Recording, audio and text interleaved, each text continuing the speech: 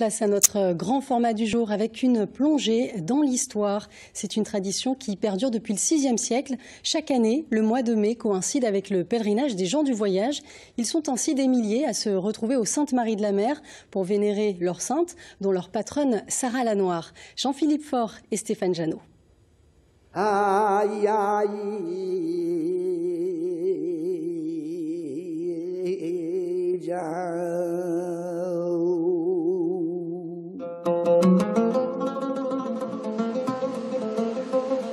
La patronne des Gitans, Sarah la Noire, reste une énigme.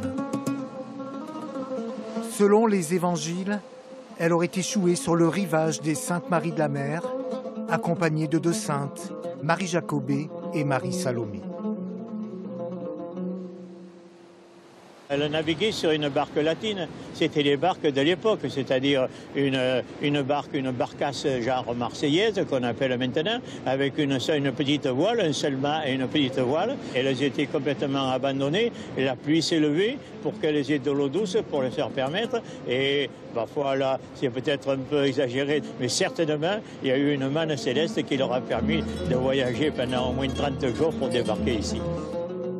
Mais les Gitans, eux, y voit une des leurs, une gitane installée sur les rives provençales et qui la première aurait accueilli les exilés de la Terre Sainte. Une chose est sûre, elle est devenue leur patronne, leur mère protectrice.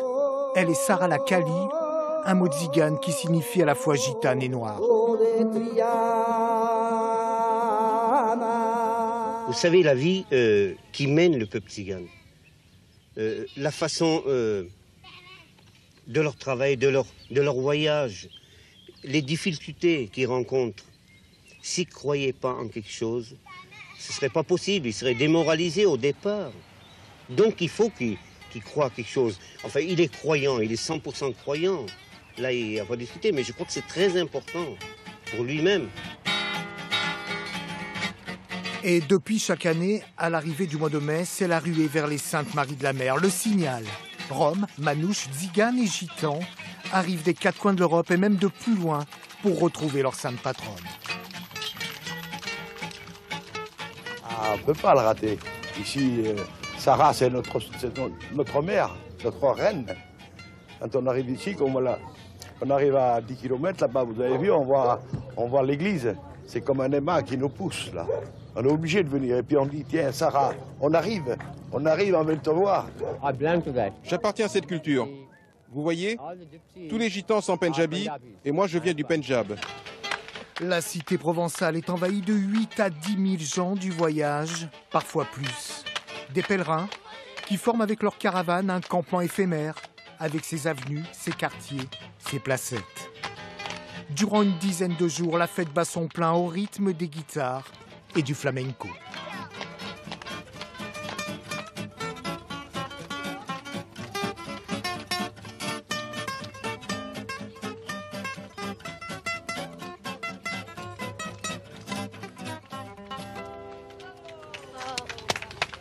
Le père en fils, il a toujours venu au Sainte-Marie de la Mer.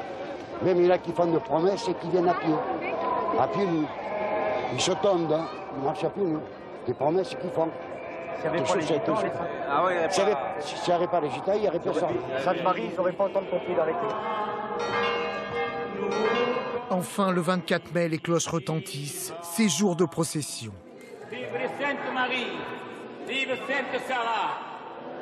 Les chasses contenant les reliques sont présentées à la foule.